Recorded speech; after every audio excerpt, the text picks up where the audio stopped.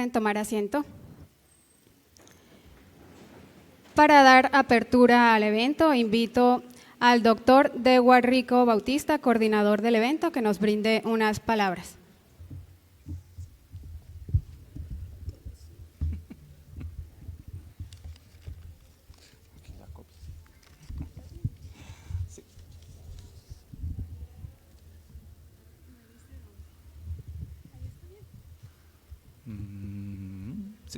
Sí. Bueno, muy buenos días a todos los presentes, un saludo cordial a la mesa principal, nuestros conferencistas, de verdad muchas gracias por aceptar nuestra invitación, son siempre bienvenidos en Ocaña, en nuestra Universidad Francisco de Paula Santander, seccional Ocaña. Un saludo también a las personas que nos siguen por redes sociales y a todos los presentes. Es para mí un verdadero honor, como decano encargado de la Facultad de Ingeniería, darles la más cordial bienvenida al 12º Encuentro Internacional de Innovación Tecnológica. Este evento, que ya es tradición en nuestra institución, representa un espacio privilegiado para el diálogo, la creatividad y la construcción colectiva de conocimiento. La innovación tecnológica no es solo una herramienta de transformación, es también una expresión del compromiso que tenemos con el desarrollo sostenible, la mejora de la calidad de vida y el fortalecimiento de nuestra región. En este encuentro convergen ideas, proyectos y sueños que nacen desde nuestras aulas, laboratorios, observatorios, grupos, centros y semilleros de investigación y que tienen el potencial de impactar positivamente a nuestra sociedad. Quiero destacar el esfuerzo de nuestros estudiantes, docentes, investigadores y aliados estratégicos, bienvenidos por ejemplo a la Universidad de Pamplona, quienes con dedicación y pasión han hecho posible este evento. Cada ponencia, cada conferencia que veremos en estos días, hoy Ingeniería Civil, mañana Ingeniería Mecánica y pasado mañana cerramos con Ingeniería de Sistemas. Es testimonio del talento que se forma en nuestra universidad y del espíritu innovador que nos caracteriza. Este año, además, el encuentro se enmarca en un contexto de grandes desafíos globales, la transformación digital, las tecnologías emergentes, la sostenibilidad energética, entre otros. Por eso, más que nunca, necesitamos espacios como este, donde podamos reflexionar, aprender y proyectar soluciones desde la ingeniería y la tecnología, con impacto social. Invito a todos los asistentes a participar activamente, a compartir sus ideas, a construir redes de colaboración, cooperación con nuestros invitados y sobre todo a dejarse inspirar por las iniciativas que aquí se presentan. Que este encuentro sea una experiencia enriquecedora que nos motive a seguir apostando por la innovación como motor de cambio. Agradezco profundamente a quienes han trabajado en la organización de este evento, planes de estudio, departamentos, los profesionales de apoyo, nuestros tiempo completos ocasionales y a los docentes cátedra, a nuestros administrativos y a todos ustedes por su presencia. Que sea una jornada de aprendizaje, inspiración y compromiso. Bienvenidos al 12º Encuentro Internacional de Innovación Tecnológica. Muchas gracias.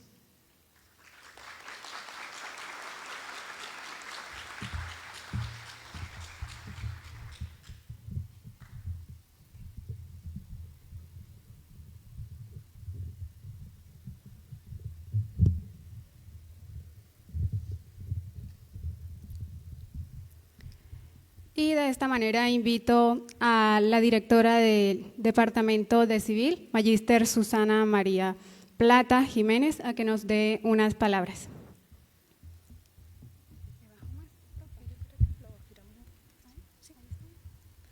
Muy buenos días para todos, bienvenidos a esta nueva jornada del Encuentro de Innovación Tecnológica. Primero que todo, pues agradecer a todos nuestros estudiantes por vincularse, sabemos que hacen un esfuerzo importante por participar y para nosotros pues verlos acá es motivo de gran alegría. Muchas gracias también a los conferencistas que se vinculan en esta oportunidad, sabemos que desplazarse muchas veces hasta Ocaña es un reto para ellos, pero pues de verdad agradecemos mucho su disposición en acompañarnos en esta oportunidad. Como lo decía el profe Dewar, queremos que esta jornada sea muy provechosa para todos, sobre todo que genere un impacto en su vida personal y académica. Esperamos que se vinculen a la jornada también que vamos a tener en la tarde, en la sede El Algodonal. Vamos a tener diferentes conferencias con temáticas muy diversas. Esperamos que la jornada sea muy provechosa para todos y nuevamente gracias por asistir.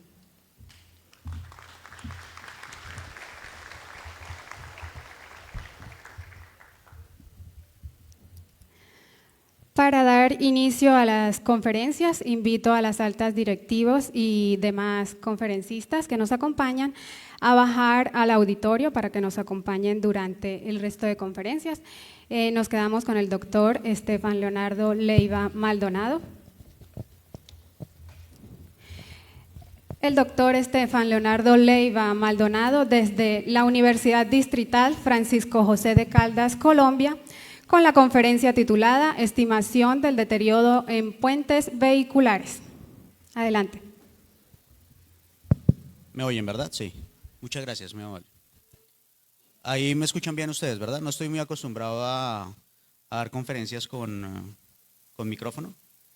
Generalmente lo hago a viva voz, pero creo que este espacio es demasiado grande para poder hacerlo así. Primero que todo me presento, mi nombre es Estefan Leiva, yo soy doctor en ingeniería de la Universidad de Purdue. Les voy a pedir excusas, pero generalmente voy a estar básicamente caminando por todo el auditorio. No me gusta quedarme quieto, es uno de los tics que tengo cuando hago presentaciones. Actualmente soy profesor asistente de la Universidad Distrital Francisco José de Caldas, evidentemente en la sede en Bogotá. Y hoy les vengo a hablar acerca de un compendio de resultados de diferentes proyectos acerca de lo que vendría a ser modelado de deterioro en puentes, específicamente puentes vehiculares. La conferencia hoy va a estar básicamente dividida en los siguientes temas. Primero vamos a hacer un resumen general, una justificación, el por qué es importante este tipo de análisis o este tipo de investigaciones. Vamos a hablar un poco de contexto del problema de investigación, algo de marco general o el estado del arte de lo que podemos encontrar en este tipo de temáticas. Y finalmente, que va a ser el grueso de toda la presentación, los resultados que hemos obtenido, como les digo, en un compendio de varias investigaciones al respecto. Al final habrá un espacio seguramente para preguntas, que imagino y espero que ustedes van a tener bastantes y que nos podamos entretener con la discusión.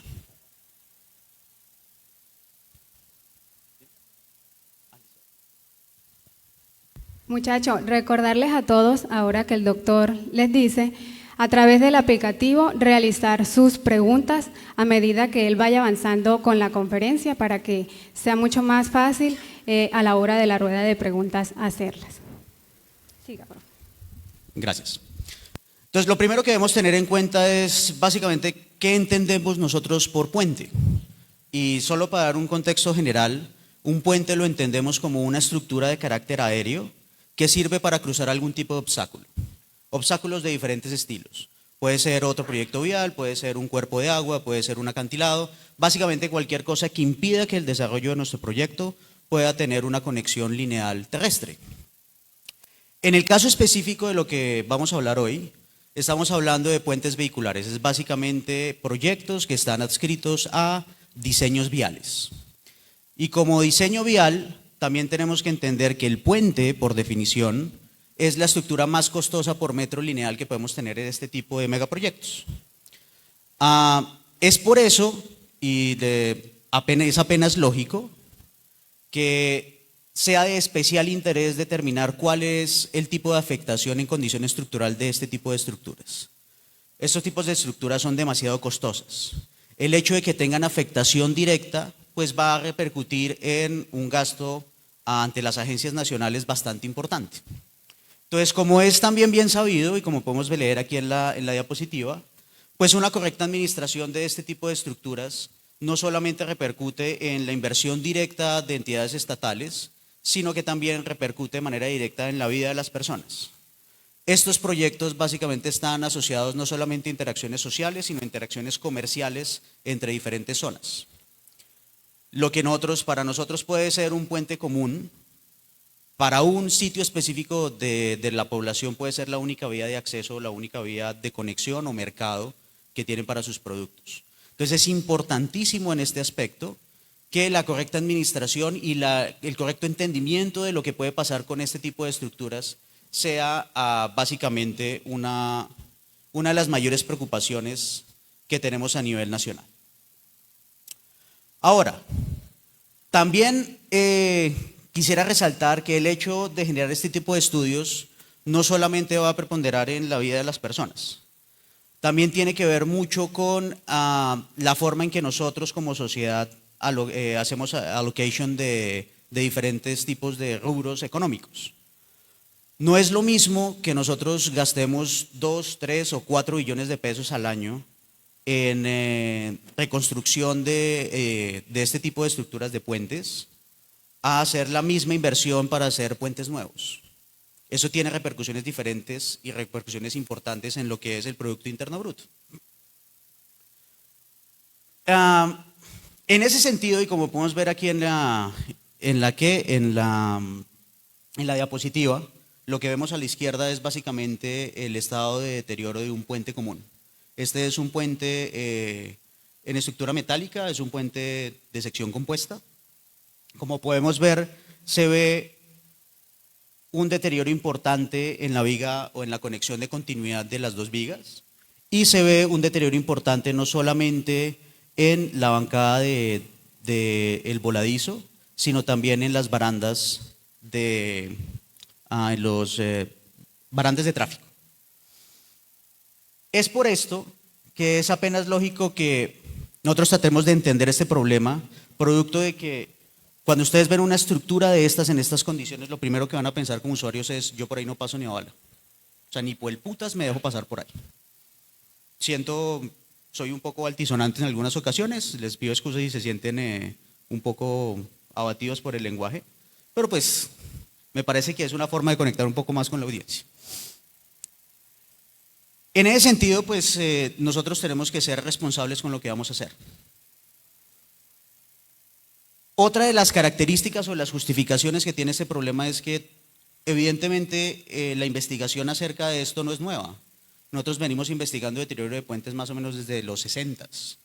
Sin embargo, todas las investigaciones que se han hecho han sido en climas que no se parecen nada al de nosotros. Todas este tipo de investigaciones, si ustedes van a la literatura, son investigaciones que se han hecho en países que tienen estaciones. Ellos tienen particularidades acerca de la forma en que sus puentes se deterioran. Por ejemplo, ellos hacen especial hincapié en lo que ellos denominan como de-icing salts, que es básicamente sales que utilizan para derretir hielo durante las nevadas. Eso acá evidentemente nosotros no lo tenemos. Nosotros tenemos otro tipo de particularidades, tenemos particularidades como zonas costeras, zonas de climas muy altos como esta. Puede que para ustedes estén acostumbrados al clima de acá, yo no. Esto para mí es un horno completo, pero eso también lleva patrones de deterioro bastante específicos para este tipo de estructuras que tienen que ser entendidos y que hasta ahora en la literatura nunca han sido objeto de estudio. Entonces, dentro del problema de investigación básicamente vamos a tener un alcance, que es un alcance bastante general, que es básicamente la realización de un modelo de deterioro para puentes, en este caso específicamente los puentes que están administrados por el INVIAS. También como contexto, la infraestructura nacional está dividida por dos administradores viales independientes pero complementarios. Uno es el Instituto Nacional de Vías o INVIAS y el otro es la Asociación Nacional de Infraestructura o la ANI. El INVIAS hace básicamente la administración de todos los proyectos viales propiedad del Estado y la ANI hace la administración de todos los proyectos viales que son de carácter concesionado. Es decir, todas las vías con alianzas APP. ¿Cuál relevancia tiene ese proyecto? Como ya les dije, este proyecto o este tipo de modelos serían uno de los primeros modelos que se generan de deterioro en puentes para países de clima tropical. En especial, también podría decirse que ese es uno de los primeros estudios que se hace acerca de deterioros de puentes en Sudamérica. ¿Qué es en sí las curvas de deterioro? Porque yo les he dicho curvas de deterioro, qué es la consecuencia, bla, bla, bla, pero ¿qué podemos entender por esto? Las curvas de deterioro básicamente son un modelo de pronóstico. que puede ser presentado de manera gráfica o no. Eso depende de la aproximación que nosotros utilicemos. Pero básicamente lo que relaciona es la edad de la estructura con el estado estructural que pueda tener. En este caso es una condición estructural. Y esta condición estructural puede ser determinada de diferentes formas. Puede ser determinada de manera precisa a partir de modelos físicos. Esa es una de las principales objetivos que podría tener este tipo de investigaciones. Y otra es a partir de inspecciones visuales. Debido a que temas presupuestales y también como constraints que tenemos en tiempo de ejecución, lo más utilizado son las inspecciones visuales. Esto es básicamente que un administrador vial va al puente y bajo su experiencia determina en qué estado está. Y lo hace a través de fotografías o inspección, pues evidentemente visual. Eso tiene sus pros y sus contras. Desde el punto de vista estadístico, tiene unas contras muy específicas. Y es que el estado del puente básicamente está determinado por la forma o el estado de ánimo en el que el inspector vial va a hacer su inspección. Si el señor por alguna cosa, no sé, la noche anterior le clavaron los cachos, pues evidentemente no va a estar en su mayor habilidad mental para poder realizar la inspección. Si al señor le fue muy bien la noche anterior, pues probablemente va a tender a tener una idea mucho más favorable de deterioro para la inspección que va a hacer. Entonces a esto le llaman bias y el bias es muy importante en análisis estadístico de este tipo de problemas. Pero lo que podemos ver acá es básicamente la representación gráfica de una curva de deterioro. Lo que estamos relacionando acá es condición estructural en las ordenadas y tiempo o edad del puente en las abscisas. Y como pueden ver, pues es evidente también, es apenas lógico, que la condición de las estructuras va decayendo a medida que se van haciendo más viejas.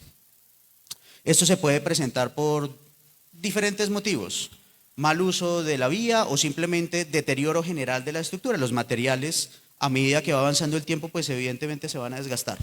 Y eso tiene una repercusión directa en el estado estructural de este tipo de estructuras. Históricamente, este tipo de curvas se han hecho para otras cosas. Especialmente se ha hecho muy famoso para lo que es la determinación de deterioro en pavimentos. Incluso acá en Colombia sí hay investigaciones al respecto. Investigaciones que se han hecho en la Universidad del Valle, Universidad Javeriana, Universidad de los Andes. Este aspecto sí ha sido muy investigado acá en Colombia. ¿Por qué? Pues porque evidentemente nosotros somos un país que tiene carencias en interconectividad. Entonces es apenas lógico que nos comencemos a interesar en cómo hacer o cómo mejorar esas interconectividades entre poblaciones. También se han hecho bastantes investigaciones para box culverts. Box culverts son básicamente estructuras en concreto reforzado que ya no se consideran puentes por la longitud. Básicamente son estructuras que sortean vanos de 6 metros o menos. Y también se han hecho para puentes, que esto sí es algo más internacional. Acá aparecen algunas referencias. Históricamente para puentes también está esta investigación de la profesora Gina Moscoso. Esa es una investigación con la cual yo soy coautor. En esa lo que hicimos fue utilizar la metodología de clustering en 2 pasos para poder determinar cuál sería este tipo de comportamientos para puentes específicos, especialmente para puentes en los Estados Unidos. Ahora, esto que vemos acá se puede realizar mediante diferentes metodologías. Y las metodologías básicamente están determinadas por la calidad y la disponibilidad que tenemos de los datos de entrada, que son estas inspecciones visuales. Nosotros podemos hacer este tipo de pronósticos a partir de metodologías de carácter mecánico, es decir, lo que hacemos es modelar de manera física cuál sería la forma en que se deteriora el puente. Podemos hacer otro tipo de análisis como regresiones. Esto básicamente es un análisis estadístico muy básico. O podemos hacer análisis estadísticos de carácter estocástico. El más común utilizado acá serían las cadenas de Markov. Ya les voy a explicar qué es eso.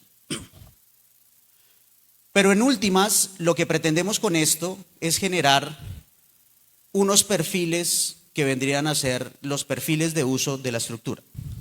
Entonces, lo que intentamos es determinar qué es lo que está pasando con la estructura a través de toda su vida útil, la vida útil entendiendo como la barrera temporal para la cual nosotros diseñamos la estructura.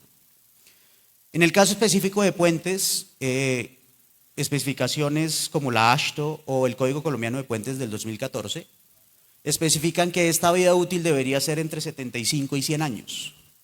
Eso como diseñadores, yo como diseñador cuando hago puentes, básicamente es lo que tengo en la cabeza, mi estructura tiene que durar entre 75 y 100 años.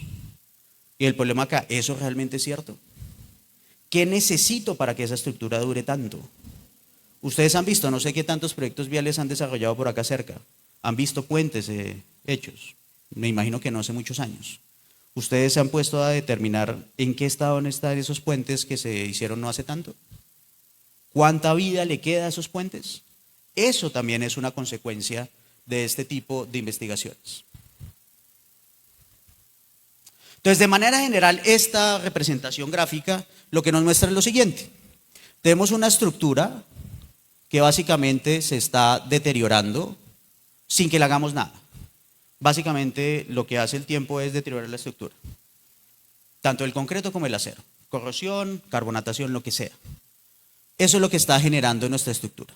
Ahora, nuestra estructura está compuesta de diferentes elementos. Cada uno de esos elementos se deteriora de manera diferente. Entonces, este deterioro inicial está determinado por el elemento que más rápido se deteriora, cualquiera que sea.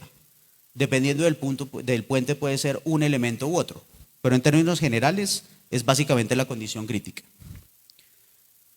A través de estas curvas de deterioro nosotros podemos determinar lo que aparece acá como mantenimientos, y pueden ser mantenimientos de carácter preventivo o mantenimientos de carácter invasivo. Tenemos mantenimientos de carácter preventivo que lo que hacen es mejorar el elemento que está más deteriorado. Con esto pues mejoramos la condición general del puente y el puente se sigue deteriorando a través del tiempo, hasta que llega a una condición límite de servicio, lo que llamamos performance threshold. Esa condición límite de servicio lo que hace es ser un trigger o una alerta inmediata y decimos tenemos que hacerle algo al puente antes de que se nos caiga. ¿Y qué es lo que hacemos en ese puente? Mantenimiento esencial. Esto puede ser una reconfiguración asfáltica a profundidad, puede ser la reconstrucción del tablero del puente, puede ser un cambio de una viga, cualquiera de este tipo de actividades. Hasta que al final de la realización de este mantenimiento esencial se sigue deteriorando el puente y podemos agotar la vida efectiva de la estructura. En ese punto nosotros tenemos la decisión, o le seguimos haciendo mantenimiento o la tumbamos y hacemos alguna nueva. Eso dependerá de las necesidades de la sociedad en el futuro. Eso más o menos se ve así. Esto se puede resumir en algo que se llama perfiles de ciclo de vida. En esto también hay bastante investigación al respecto. Yo he hecho autoría de algunos papers pues, que tienen que ver con esa temática. Entonces, ¿de qué depende todo este deterioro? Hay diferentes variables. Una de las cosas que puede determinar la tasa de deterioro es el material, evidentemente. Nosotros no esperamos que un puente metálico se deteriore igual que un puente en concreto o que un puente en madera. Las condiciones ambientales, que es algo que se ha visto, pero solamente para países que tienen o poseen estaciones. El tipo de superestructura, también hay otros investigadores que han determinado que dependiendo del tipo de estructura podemos tener un deterioro u otro. El tipo de puente en términos de cuál es la longitud no soportada o los vanos. ¿Qué tipo de obstáculo está pasando por debajo del puente? No es lo mismo que nosotros tengamos una vía a que tengamos un cuerpo de agua, eso va a generar deterioros diferentes en los elementos. El tipo de mantenimiento, y acá quiero hacer una referencia, este tipo de mantenimiento dictamina mucho cuál es la vida útil de la estructura. Y nosotros como buenos latinoamericanos somos muy buenos para construir, pero no para mantener. Entonces esto es una de las variables que más dictamina la vida útil de puentes, al menos acá en Colombia. A nosotros no nos gusta mantener, y no nos gusta mantener absolutamente nada. Nosotros tenemos tasas de deterioro muy importantes producto de la falta de mantenimiento. Y por último, pues el tipo de elemento, no es lo mismo como se deteriora un tablero a cómo se deteriora una viga, etcétera, etcétera, etcétera. En este sentido, nosotros tenemos básicamente dos alternativas. O hacemos un análisis determinista o hacemos un análisis de carácter estocástico. En un análisis determinista, básicamente lo que nosotros tenemos es un set de datos cualesquiera y lo que generamos es una curva o un pronóstico, un modelo de pronóstico determinado. Este modelo de pronóstico puede hacerse mediante extrapolaciones, regresiones, técnicas de ajuste, cualquiera que ustedes quieran utilizar. En cambio, en el modelo estocástico, básicamente con la misma base de datos, lo que nosotros tratamos de hacer es generar cuál es la probabilidad de cambio de estado de este tipo de puentes o de este tipo de estructuras. Y esto se realiza a través de una matriz de probabilidad transitoria. Este mecanismo es lo que se considera como cadenas de Markov, son los más utilizados actualmente a nivel mundial en investigaciones.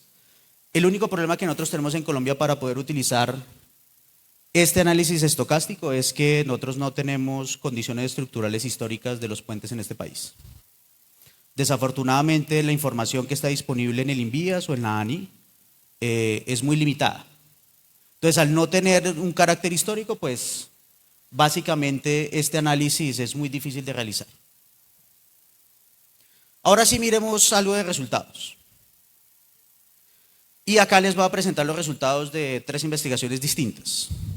La primera se realizó con el doctor Fabián Consuegra, con una empresa muy importante acá en Colombia que se llama Ingetec.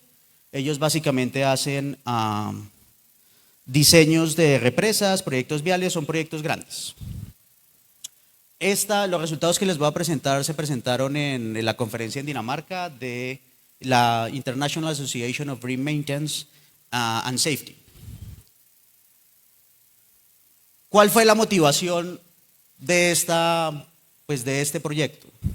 La motivación de este proyecto es que nosotros vimos durante la elaboración de los diseños finales de lo que es uno de los proyectos viales más importantes que ha tenido este país en los últimos 20 años, que es la elaboración de Ruta del Sol.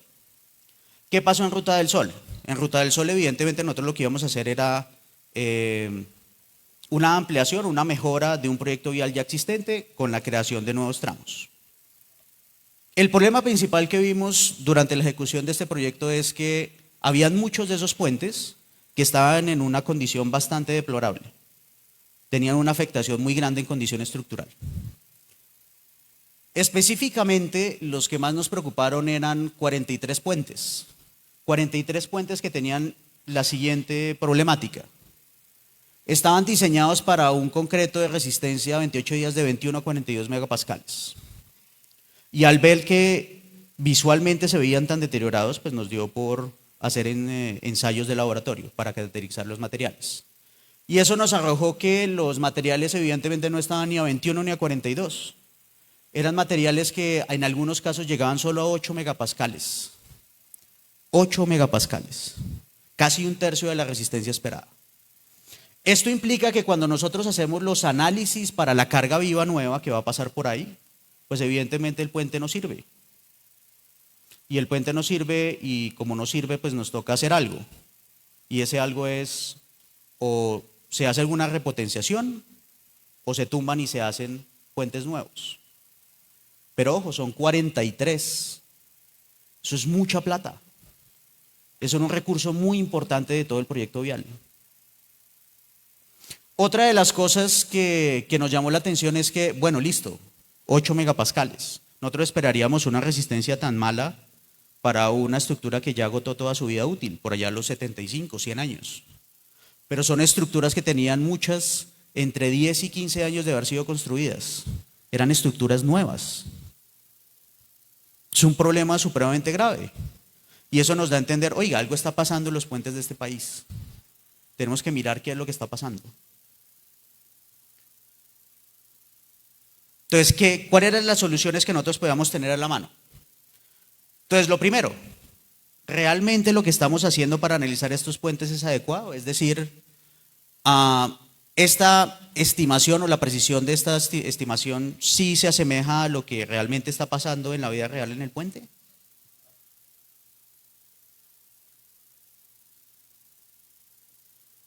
Otra de las cosas que nos preguntamos fue, oiga, ¿será que nosotros estamos haciendo mal los modelos? ¿Podemos ajustarlos de otra forma para poder interpretar realmente cuál es el comportamiento del puente, puede ser que nosotros estemos errados y que realmente el puente esté resistiendo más de lo que creemos, que el comportamiento sea distinto. ¿Cómo podemos hacer esto? Y ahí nos salió una pregunta adicional. ¿Será que para estos modelos, los modelos básicos que utilizan los diseñadores al principio, es mucho más adecuado utilizar otro tipo de módulo de elasticidad, como el módulo de elasticidad dinámico?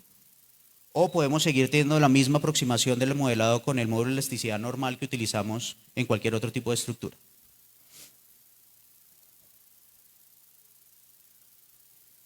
Para poder comprobar esto, lo que hicimos fue lo que hace cualquier investigador. Vamos allá y miramos qué pasó, comenzamos a medir cosas.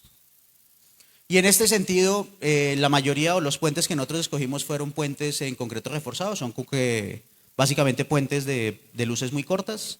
Esto básicamente del inventario nacional aproximadamente es el 70-75% del inventario nacional, es decir, es una de las estructuras más comunes que hay.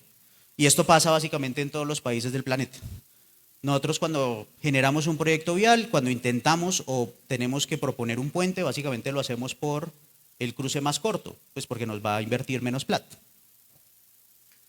Entonces lo que hicimos fue instrumentar el puente, básicamente lo que intentamos fue colocar acelerómetros en uno de los costados del puente y comenzar a medir cuál era el comportamiento del puente en un día normal de uso. Básicamente vibraciones ambientales.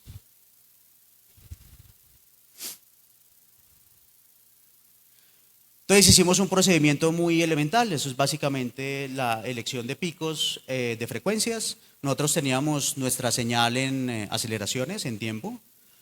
Lo transformamos al dominio de las frecuencias, transformada de Fourier, dinámica básica, lo que ustedes ven por acá también en sus cursos. Y tratamos de determinar cuáles eran los picos determinados para las frecuencias que nosotros esperábamos que fueran frecuencias de flexión. ¿Esto con el objetivo de qué? De determinar si nuestros modelos matemáticos generalmente utilizados obteníamos las mismas frecuencias. Esto básicamente estaba relacionado con el módulo de elasticidad. Y básicamente lo que intentábamos hacer con las tres señales que utilizábamos era determinar los modos de vibración. Entonces básicamente con esta metodología lo que hacíamos era identificar el modo de vibración a flexión, que era el que nosotros básicamente estábamos pensando en nuestros modelos matemáticos. Después de eso, pues producto de que nosotros hicimos la auscultación de los puentes, hicimos todo el proceso de extracción de núcleos, regatas, sabíamos exactamente qué es lo que estaba pasando con el puente, hicimos una modelación matemática pues muy sencilla, modelos de elementos finitos de todos los puentes y determinamos tanto el modo o la frecuencia para el modo de vibración a torsión como para el modo de vibración a flexión. Y lo que hicimos fue comparar las dos cosas. Comparar las dos cosas a partir de información que ya teníamos previa, que fue pues básicamente utilizar la teoría de Euler-Bernoulli para vibración en vigas. Y esto nos dio información pues interesante, y era que básicamente la relación de las dos frecuencias podía relacionarse directamente con la relación de los módulos de elasticidad, tanto de la parte experimental como de la modelación. Y ahí fue cuando nosotros, o en el momento en que nosotros comenzamos a pensar, bueno, ¿y qué vamos a hacer para la parte experimental? Para la parte de modelación, evidentemente utilizamos el módulo de elasticidad que nos permite utilizar las especificaciones, básicamente el módulo de elasticidad que aparece en el Código Colombiano de Puentes, que es muy parecido al que aparece en la norma de resistencia sísmica para edificaciones. Y para la parte experimental asumimos un módulo de elasticidad que estaba relacionado con el módulo de elasticidad dinámico, que es para instantes específicos durante la curva de carga. Y esto nos dio a entender que la relación entre estos dos elementos era básicamente para concretos mayores a 18 megapascales de 1.20. Entonces el objetivo era, vamos a modelar con cuál módulo de elasticidad. Al hacer esta relación, básicamente lo que obtuvimos fue que la relación entre las frecuencias experimentales y las frecuencias de nuestro modelo fue de 1.10. Recordando cuál era la relación entre los dos módulos de elasticidad. Eso está determinado por el cuadrado de esa relación de frecuencias. Es decir, al final lo que nosotros encontramos es que cuando nosotros vamos a modelar y tratar de validar todas estas, este comportamiento de nuestros puentes, básicamente lo que nos interesa es, para validación de los experimentos, utilizar módulos de elasticidad dinámicos, no el módulo de elasticidad estático. Esto básicamente nos da información bastante relevante para los administradores viales o para los diseñadores. Oiga, usted tiene que cambiar el paradigma de cómo modelar este tipo de cosas. Y ese cambio de paradigma a usted lo que le va a ayudar es a entender mejor el comportamiento de su puente, a ver qué es lo que está pasando. Sin embargo, la duda nos quedó, y la duda nos quedó en el sentido de, oiga, ¿por qué se están deteriorando tan rápido nuestras estructuras? Porque aquí lo que hicimos fue tratar de solucionar un problema de modelación, pero todavía no hemos solucionado el problema de por qué se deterioran tan rápido. Y es cuando con otros investigadores, específicamente uno de mis estudiantes cuando estuve en la Universidad de La Salle, el estudiante Fabio Martínez, el ingeniero Fabio Martínez, realizamos estos modelos de deterioros específicamente para el departamento de Antioquia. ¿Por qué el de Antioquia? Porque era el que más datos tenía. Eso básicamente lo elegimos no porque quisiéramos o que somos paisas, sino porque nos tocó. Por mí fuera, hubiera sido otro departamento, pero pues no se pudo. Estos resultados se presentaron en la conferencia de la Sociedad de Doctores que se hizo este año, la Sociedad de Doctores Colombianos. Eso fue en agosto. Y básicamente, ¿qué se hizo? Lo que se hizo fue tratar de aglomerar información de estas inspecciones visuales solamente para el departamento de Antioquia. Y nos dimos cuenta que teníamos, básicamente hicimos la elección de 28 puentes con edades entre 29 y 42 años, puentes de carácter simplemente apoyado y puentes continuos, sin embargo todas las luces se consideraban simplemente apoyadas, con longitudes totales entre 21 y 158 metros y puentes típicos entre 8 y 11 metros, básicamente para 2 o 3 carriles de tráfico. Y lo que nos arrojó el análisis de todo este tipo de datos fue que nosotros teníamos una tasa de deterioro en el país, al menos para esa región, para esos puentes en específico, de 0.16 condiciones al año. Entendiendo que la condición estructural en Colombia se mide de 0 a 5, en donde la condición estructural de 0 es cuando un puente está completamente nuevo, y 5 cuando el puente no sirve para nada, está para ser demolido. Eso quiere decir que según estos datos, nosotros esperamos vidas útiles de puentes de 32 años. Un tercio realmente de lo que nosotros como diseñadores esperamos cuando diseñamos un puente nuevo. Eso es crítico y es supremamente importante en una sociedad como esta tan dispar, en donde tenemos que hacer inversión de recursos públicos para algo como esto, que es andar reparando puentes cada 30 años, cuando deberíamos estar haciendo cada 100 años, y no invertir en otros rubros, como de carácter social, inversión tecnológica, etcétera, etcétera, etcétera. Esto nos dice mucho de cómo nos comportamos nosotros como sociedad. Y este valor que se ve acá está íntimamente ligado con lo que yo les dije más temprano. A nosotros en Colombia no nos gusta mantener nada. Si nosotros hiciéramos mantenimientos regulares de este tipo de estructura, probablemente esta tasa sería mucho más baja y tendríamos vidas útiles en puentes mucho más altas. Sin embargo, esto se hizo para una muestra muy pequeña, que era básicamente lo que nosotros teníamos a disposición. Así que en el momento que yo me pasé para la Universidad Distrital comenzamos a pensar, ¿y qué pasa si nosotros tenemos una muestra un poco más grande? Entonces nos dimos a la tarea de investigar dentro del INVIAS a ver qué información podíamos tener disponible. Y la información que podíamos tener disponible eran estos informes general de inspecciones visuales. Inspecciones o informes bastante planos en PDF generalmente, que nos daban mucha información pero que no estaban registrados en ningún lugar. Eso es información que nadie estaba utilizando. Y lo que hicimos fue condensarla en una base de datos general para puentes. Esa base de datos general para puentes estamos mirando a ver cómo hacemos para venderla con el INVIAS para que nos patrocine más cosas. Evidentemente, pues este es el objetivo también de esto, que nos patrocinen para hacer otro tipo de investigaciones. Pero esta base de datos general es una base de datos comprendida para 900 puentes diferentes del territorio nacional, todos administrados por el INVIAS.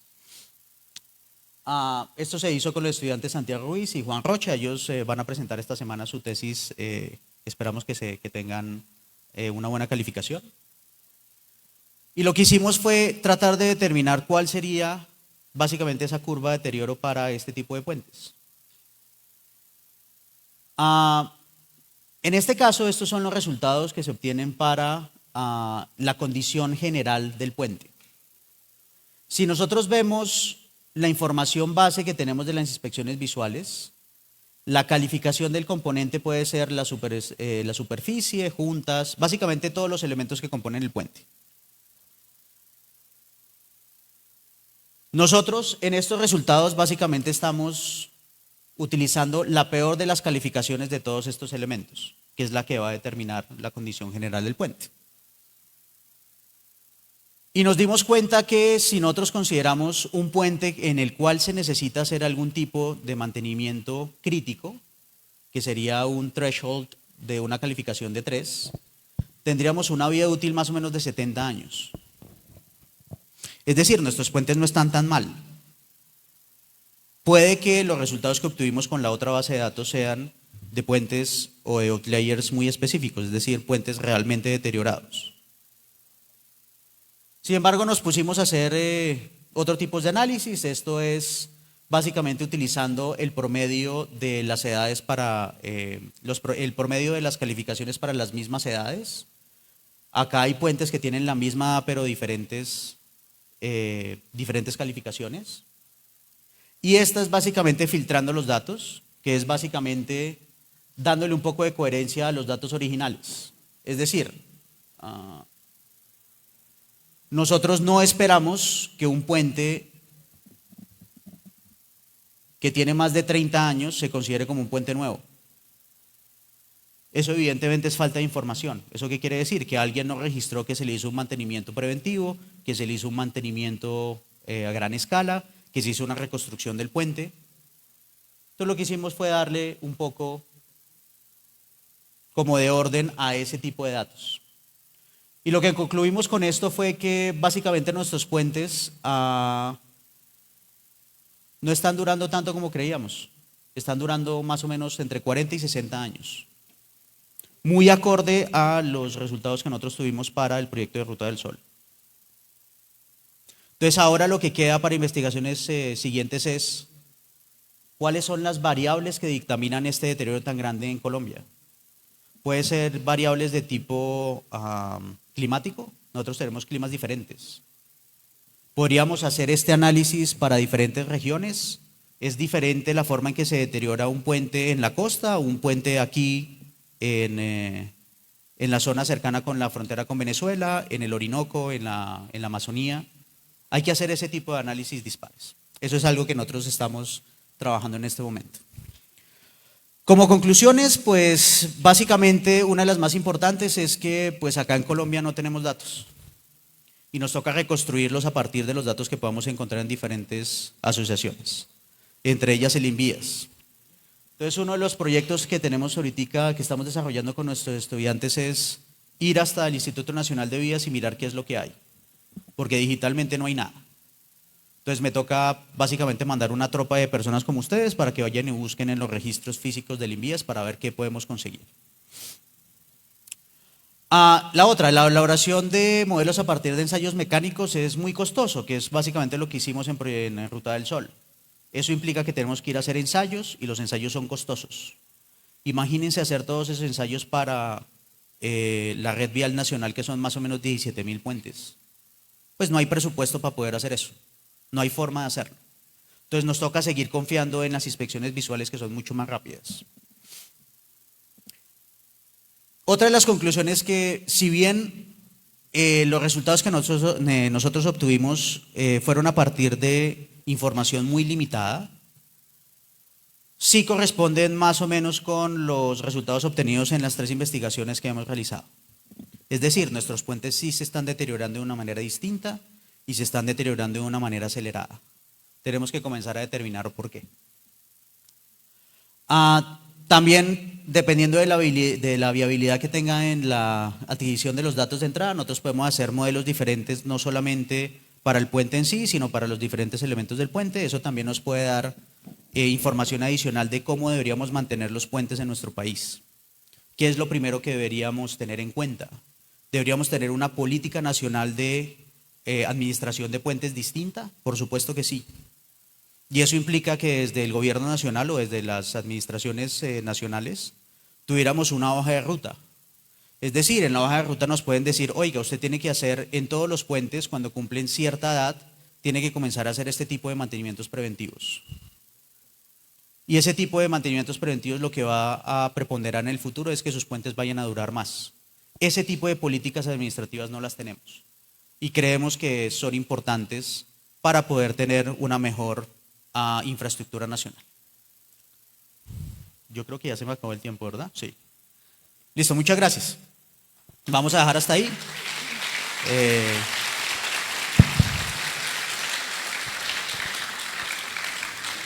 Bueno, muchas gracias, doctor Estefan Leiva. Vamos a abrir en este momento un espacio para preguntas. Aquellos estudiantes que tengan una pregunta pueden levantar la mano o pueden escribir por el grupo la pregunta en que quieran realizar. Entonces, por favor, les agradecemos su participación.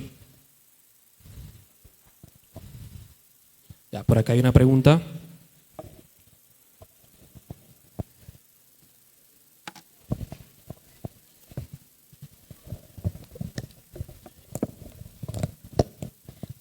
Muy buenos días. Buenos días. Mi pregunta es, ¿qué solución plantean para esta problemática, sabiendo que la reconstrucción de los puentes pues sería muy costosa? Entonces, una de las primeras alternativas que nosotros tenemos en la cabeza es, como les dije a lo último, una política nacional de mantenimiento vial o de mantenimiento de puentes. Eso implica que nosotros desde la administración pública deberíamos tener, como les dije hace un momento, una hoja de ruta específica para ver cómo vamos a mantener nuestros puentes y evitar que se deterioren tan rápido. La primera de las cosas que nosotros proponemos es, necesitamos comenzar a hacer este tipo de inspecciones visuales de manera rutinaria. Es decir, nosotros como país deberíamos tener una política de inspecciones visuales cada 2 o 3 años. No esperar, como pasa ahorita en el Invías, que el puente falle o el puente tenga una condición crítica para poder hacerle algo, sino que los inspectores viales vayan hasta el puente y comiencen a revisar cada 2 o 3 años en qué estado están. Eso es una política de prevención más que pues, de respuesta efectiva ante problemas. Buenos días. Buenos días, ¿dónde está? ¿Han considerado empezar a realizar un estudio de suelos más amplio para aquellas estructuras que no llegan a su vida útil esperada y que su tasa de deterioro es alta? Gracias. ¿Me puedes repetir la pregunta, qué pena? ¿Han considerado empezar a realizar un estudio de suelos más amplio para aquellas estructuras que no llegan a su vida útil esperada y que su tasa de deterioro es alta? ¿Estudio de suelos? Bueno, esto está más asociado a lo que vendría a ser la integridad del puente en la subestructura. Nosotros aquí solo utilizamos datos para superestructuras. La subestructura tiene un problema adicional, como bien dices, y es el tipo de suelo. Entonces es una variable adicional que es una variable estocástica bastante importante que tiene una variabilidad muy grande. Entonces por ahora no nos queremos meter con suelos. Primero queremos determinar qué es lo que pasa desde el punto de vista estructural para las superestructuras y después sí nos meteríamos para mirar a ver qué está pasando con las subestructuras y las cimentaciones. Listo, muchas gracias. ¿Alguien más desea hacer una pregunta?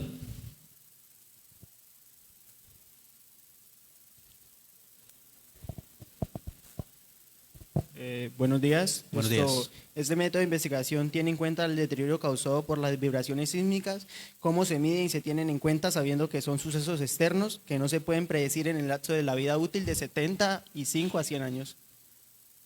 Entonces, este tipo de afectaciones son un poco distintas y deberíamos tener en cuenta no solamente la acción sísmica, sino la acción de vientos, estadísticamente cosas que pueden pasar y pasan mucho en Colombia como inundaciones, etcétera, etcétera, etcétera.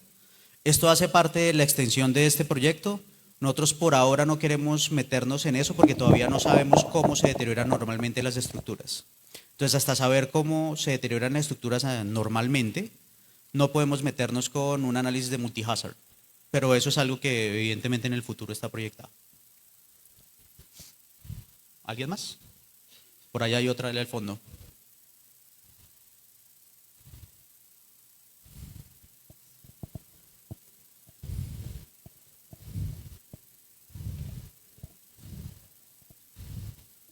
Bueno, para responder lo del sismo, hay investigaciones ahorita en la Universidad Nacional y la Universidad Javeriana que están tratando ese tema, de hecho.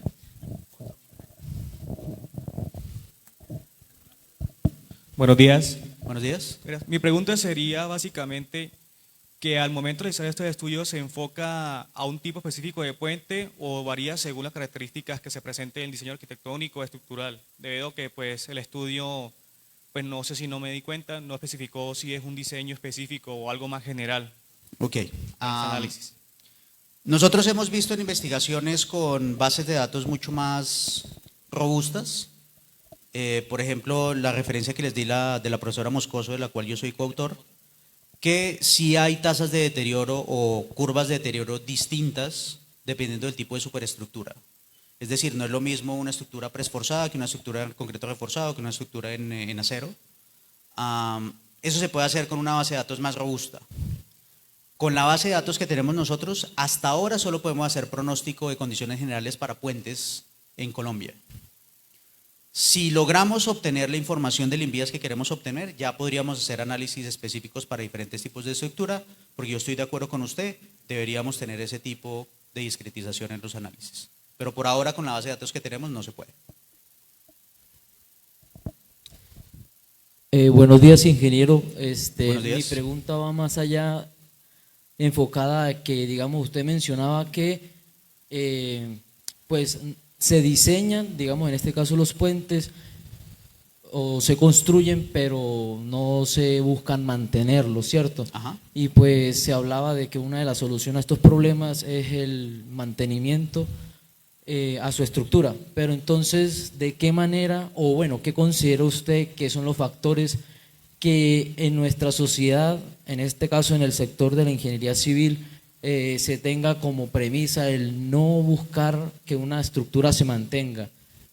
¿Y de qué manera se podría, digamos, mejorar a nivel ya como de el enfoque que cada ingeniero le dé a su proyecto?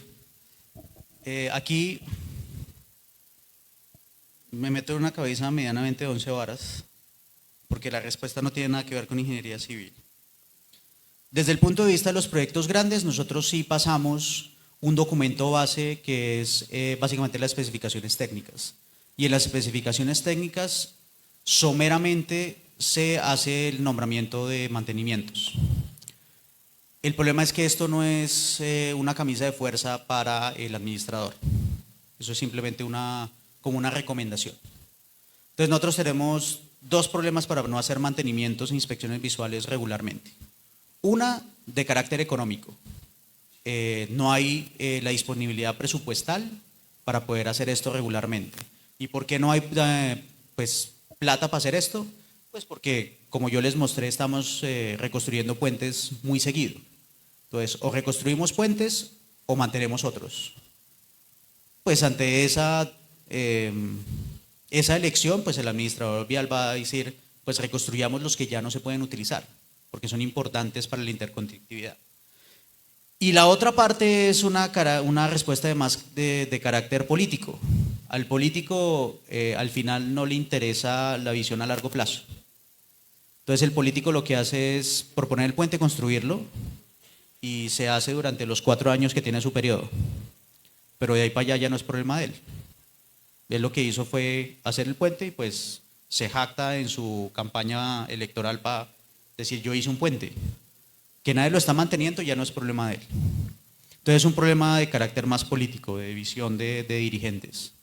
Desde el punto de vista de ingeniería, pues lo único que podríamos hacer es llegar a las esferas de poder, en este caso los administradores viales, y tratar de cambiar el paradigma.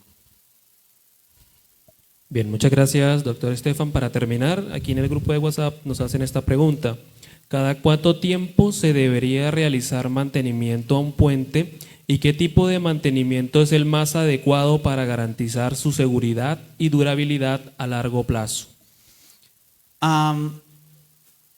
Aunque hay que hacer un caso específico para las condiciones de nuestro país, eso también está en algunas de mis publicaciones.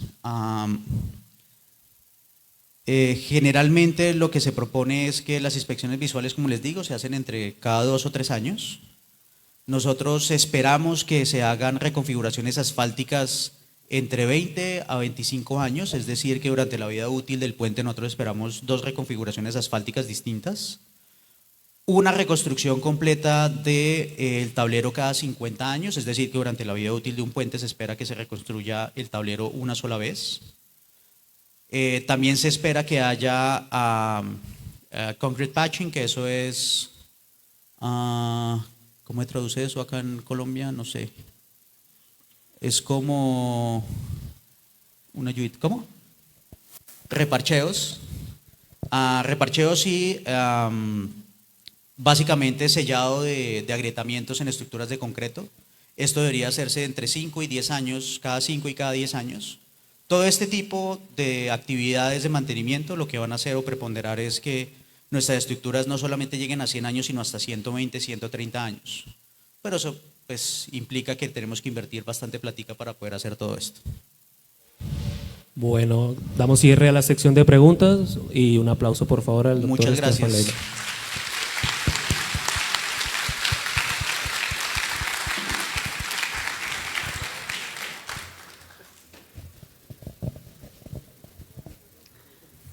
Muchísimas gracias, doctor.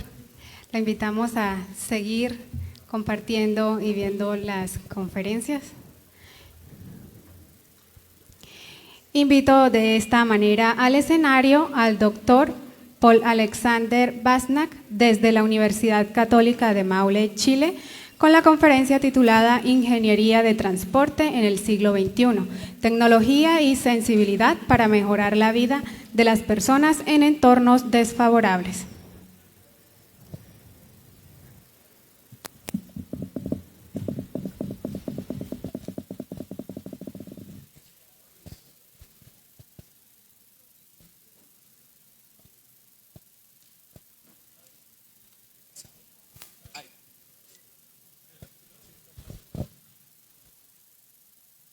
Funciona. Hola. Bajar un poquito. Sí. Bueno, antes que nada, agradecer nuevamente agradecer a la organización y a todos los presentes. Cambié un poquito, ligeramente, el título de esta presentación para que fuera un poquito menos pomposo, por así decirlo. Entonces el subtítulo se llama Claves para mejorar la movilidad en entornos desfavorables. Mi nombre es Paul Basnak, soy profesor en la Universidad Católica del Maule, en Talca, Chile, que tiene una similitud con Ocaña. Estamos hablando de 2 ciudades relativamente pequeñas o intermedias en su tamaño y alejadas de las grandes urbes. Por lo tanto, comparten parte de esta desfavorabilidad en el entorno, que es lo que voy a explicar. Esta presentación se va a dividir en 2 ejes fundamentales. Primero una introducción y contexto y después una propuesta dividida en 5 tips o claves que pueden ser útiles para mejorar, como les decía, la situación en cuanto a la movilidad de las personas en distintos entornos, ya sean lugares, momentos del día o grupos que no suelen ser favorecidos por las políticas públicas en torno a la movilidad y el transporte.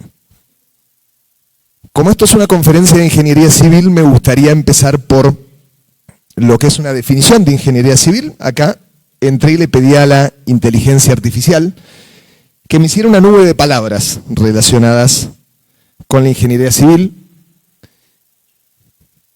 Fíjense qué bonito el gráfico y unas definiciones más tradicionales a la derecha. Hay una palabra que salta a la vista que es común a estas tres definiciones y es infraestructura.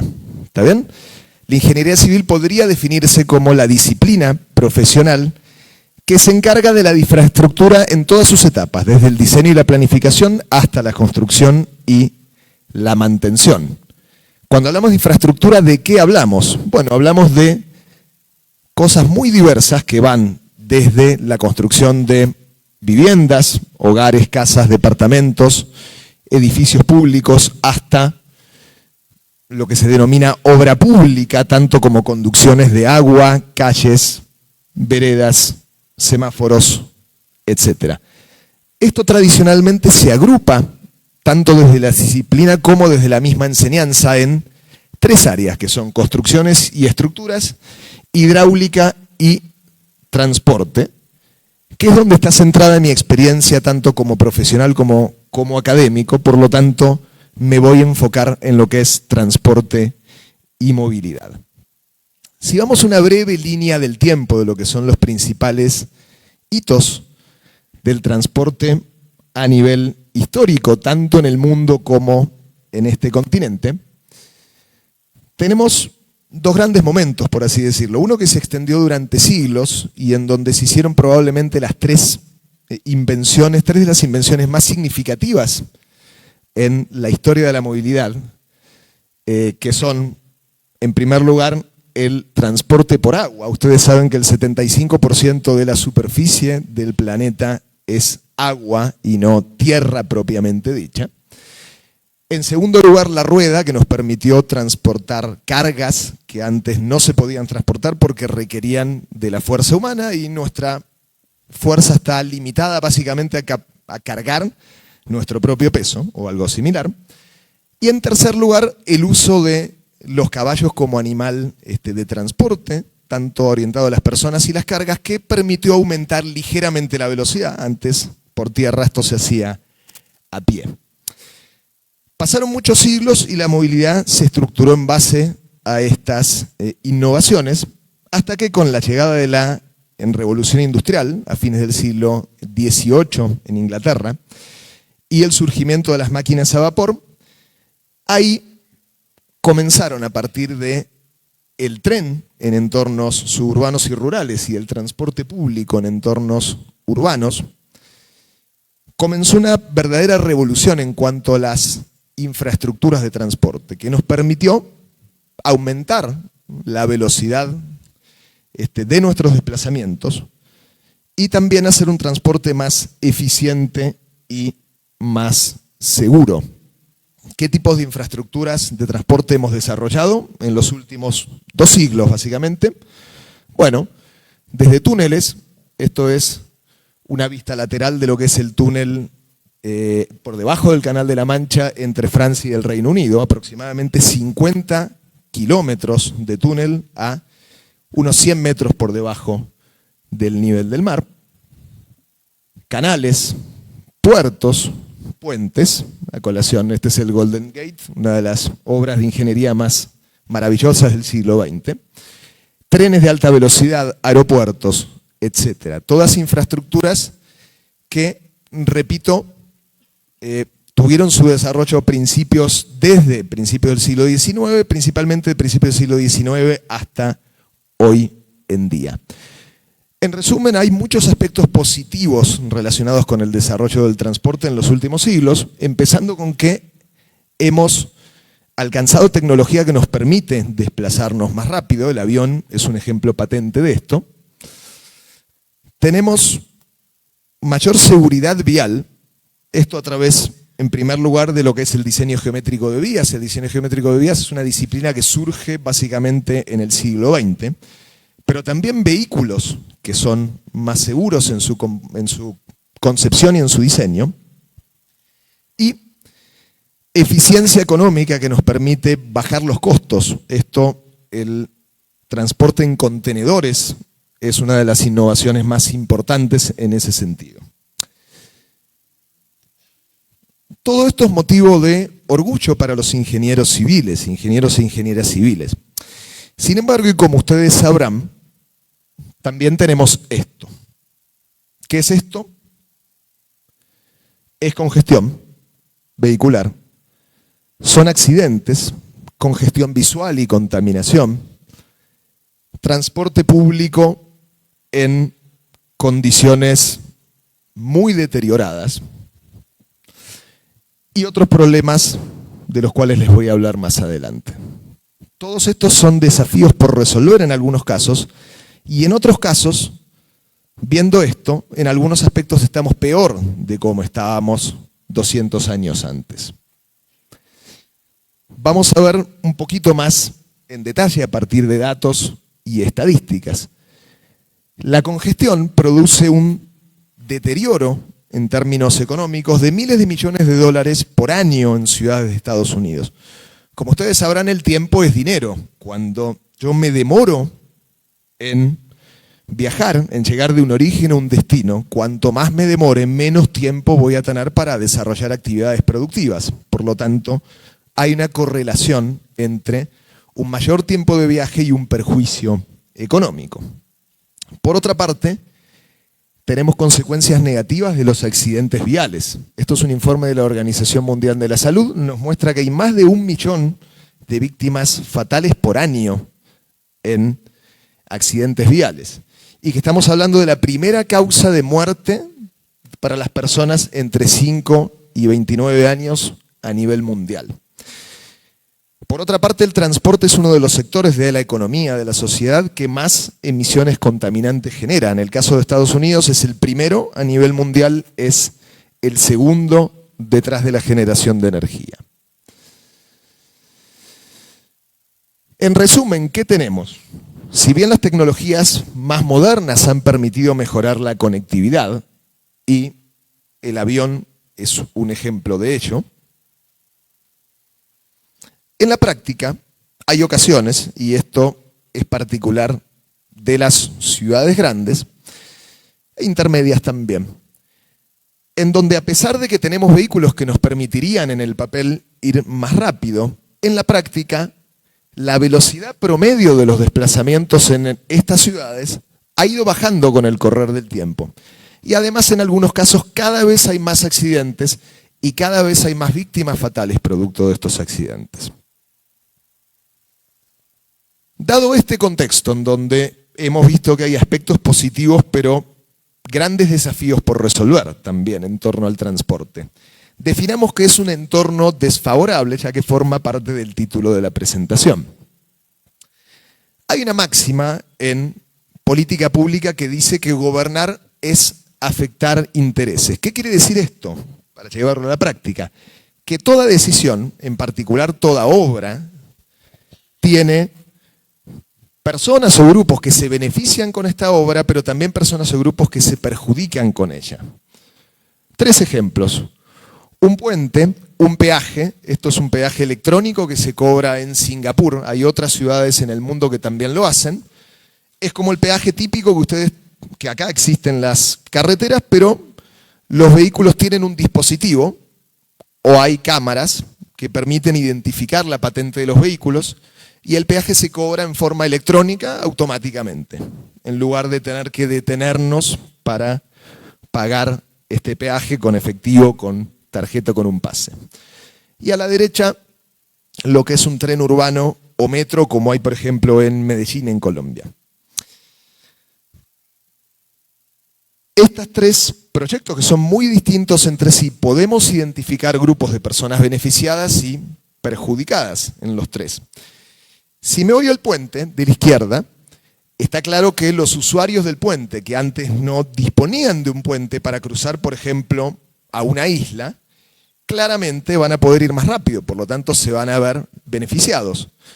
Pero ¿qué pasa si acá había un operador de barcazas, por ejemplo? Bueno, ese operador de barcazas se va a quedar sin demanda, por lo tanto va a tener un interés genuino en que no se quiera construir el puente porque el puente lo va a perjudicar. ¿Está bien? Imagen del medio, los automovilistas que antes pasaban por esta avenida sin pagar peaje, claramente no van a querer pagar un peaje, por lo tanto van a oponerse a la implementación de este peaje.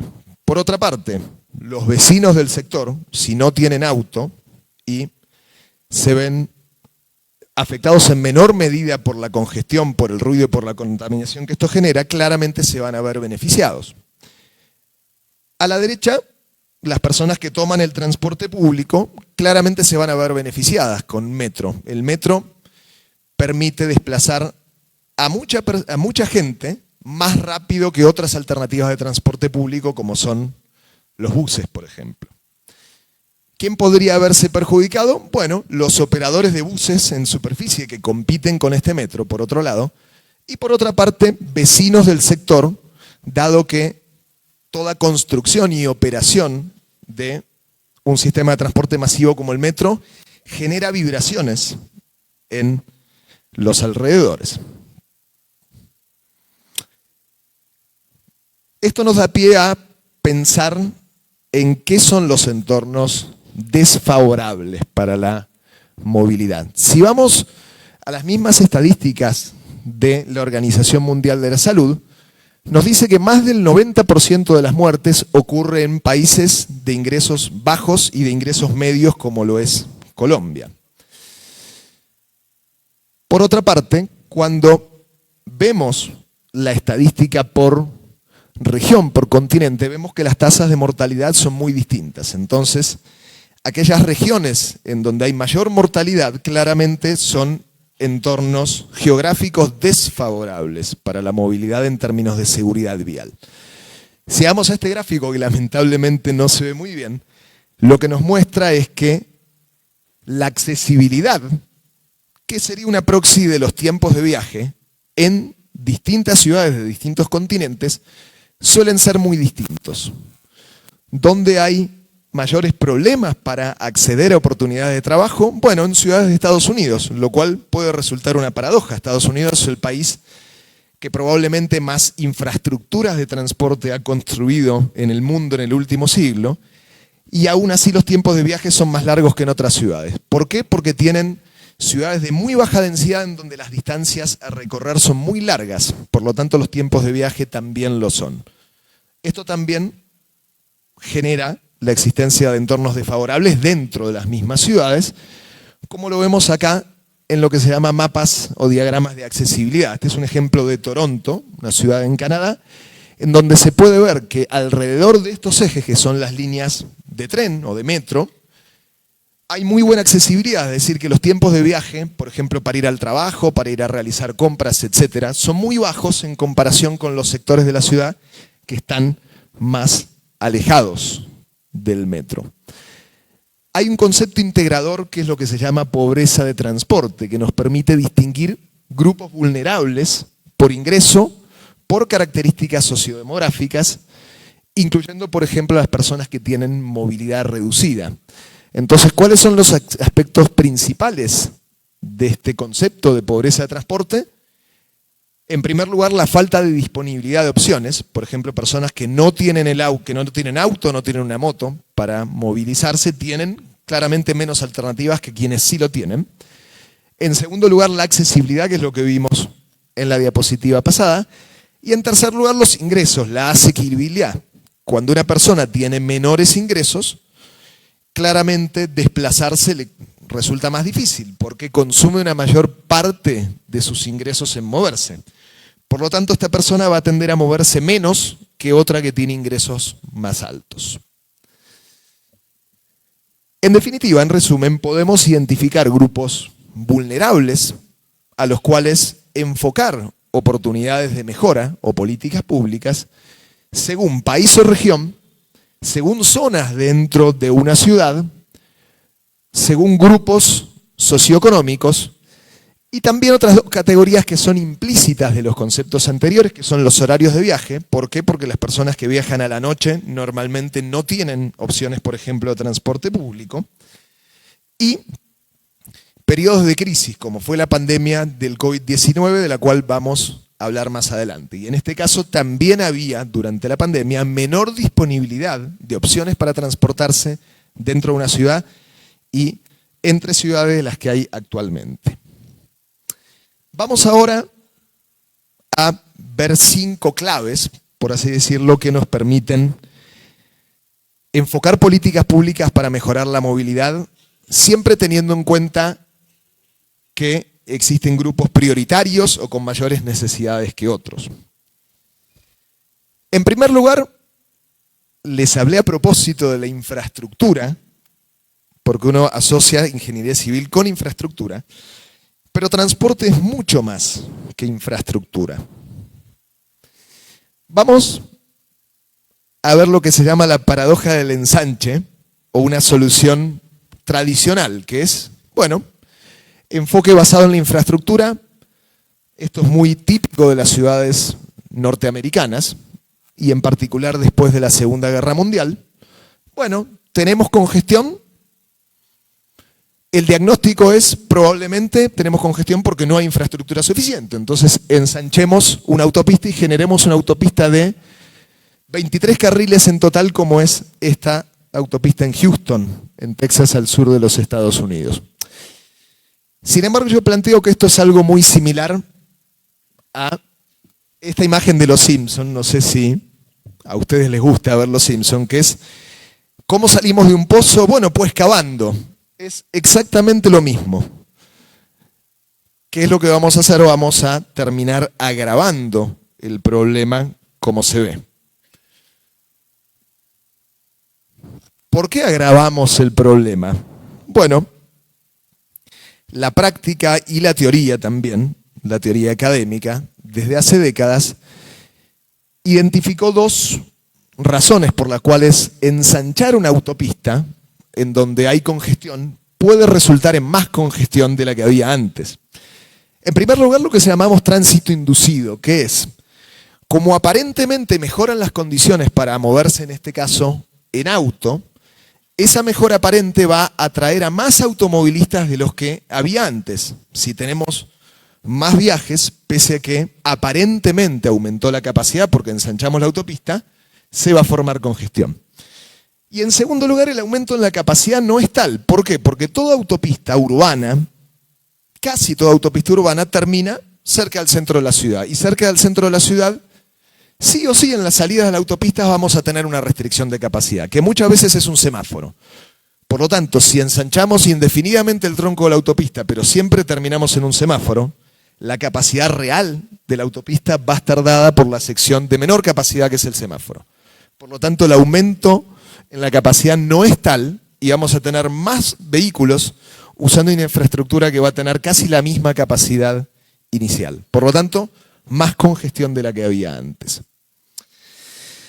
Hay un concepto que es el de sistemas de transporte, que en la academia existe hace 50 años, pero que muchas veces no se enseña tanto en las escuelas de ingeniería civil, porque en las escuelas de ingeniería civil todavía nos enfocamos mucho, demasiado diría yo, exclusivamente en la infraestructura, y es el de sistema de transporte con 3 componentes. No solamente existe la infraestructura asociada al transporte, sino también equipos, que son los vehículos principalmente, y operación, que es la operación, medidas de gestión y de control de las otras componentes de los sistemas de transporte.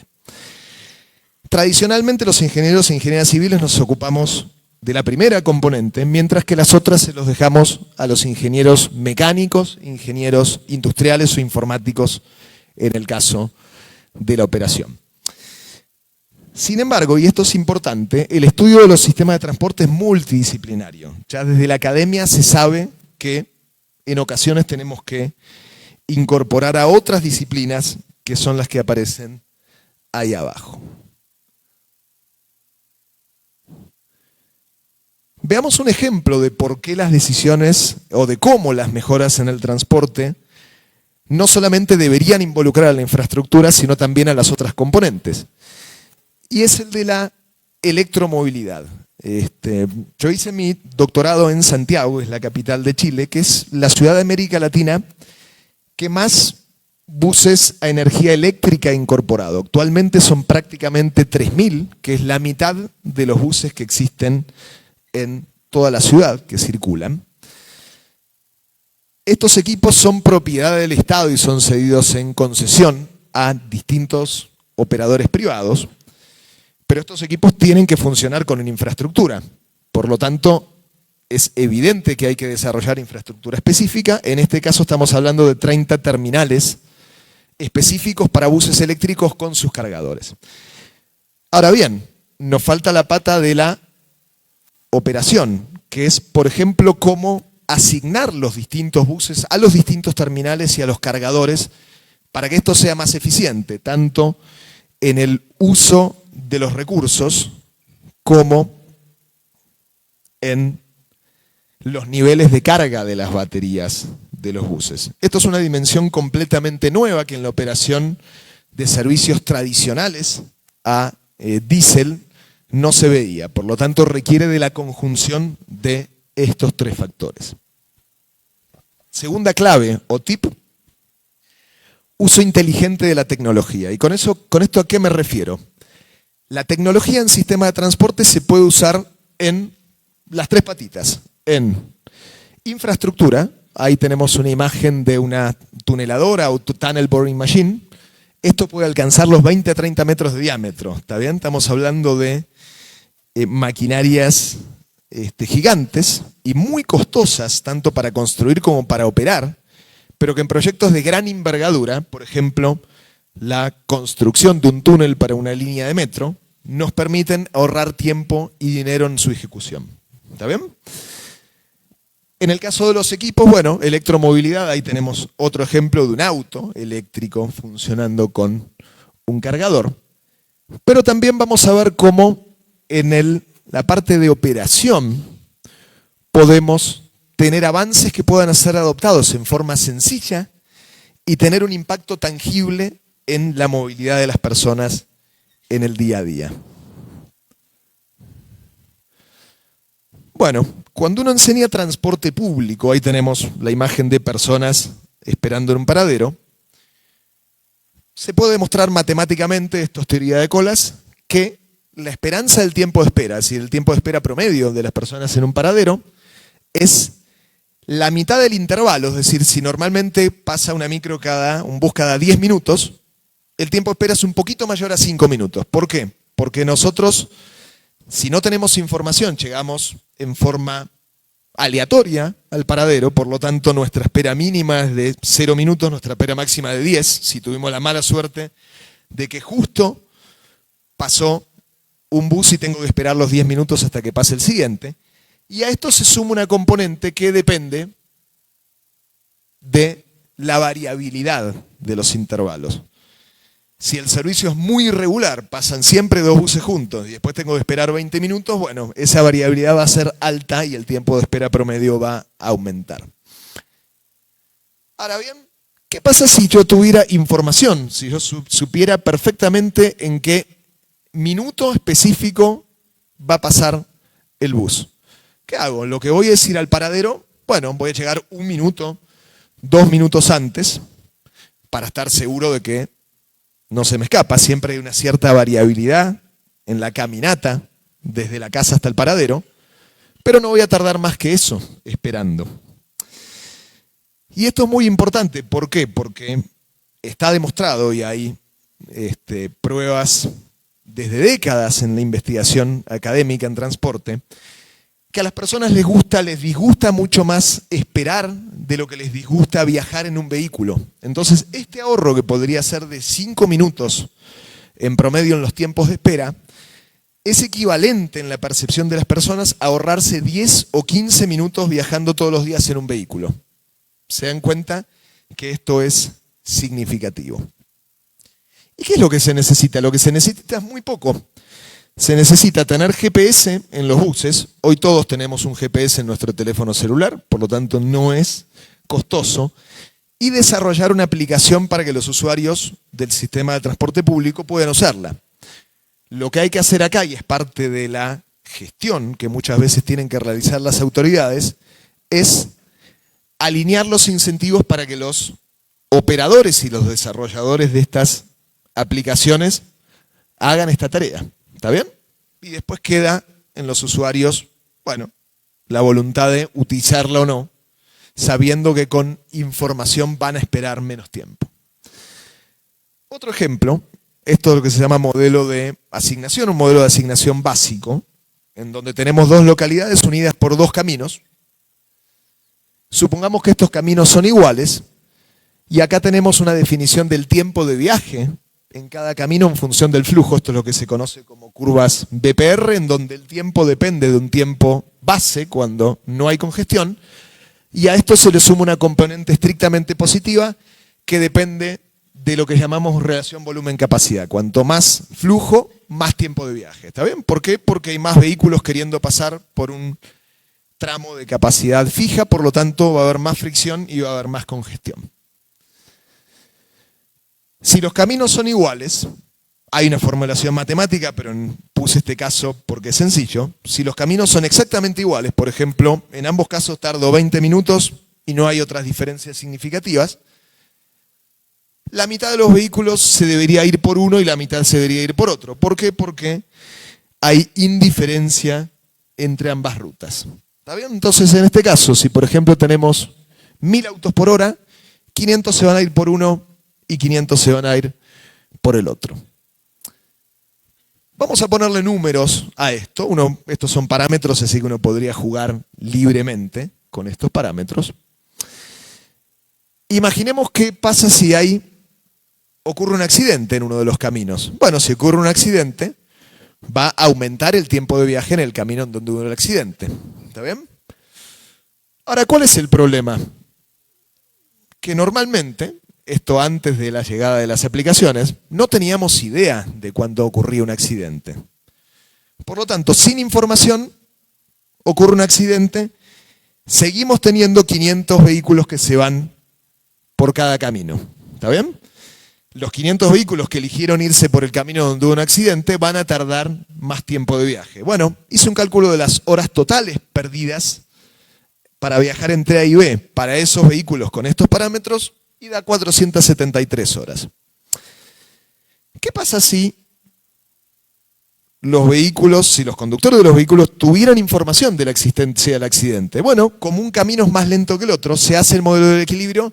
En este caso puse los datos a propósito para que todos se fueran por el camino en donde no hay accidente. ¿Cuál es la consecuencia? Que las horas totales que pierden los vehículos que pasan los vehículos en ir de A a B, baja de 473 a 441. Ustedes me dirían, eso es bastante poco. Bueno, 28 horas de diferencia es más de un día. ¿Está bien? Imagínense lo que pueden hacer en un día de viaje. Un día que no están viajando, podrían hacer la actividad que ustedes quieran, por lo tanto, es bastante significativo. Si uno le agrega a esto una política de peajes para que los vehículos minimicen la cantidad de horas totales, podríamos bajar incluso más, a 423. ¿Qué se necesita para esto? Aplicaciones que ya tenemos, ¿está bien? Google Maps, Waze u otras. La información está disponible y depende de nosotros usarlas, ¿está bien? Fíjense, 28 horas de ahorro total en tiempos de viaje cada vez que ocurre un accidente, obviamente con estos datos, ¿no?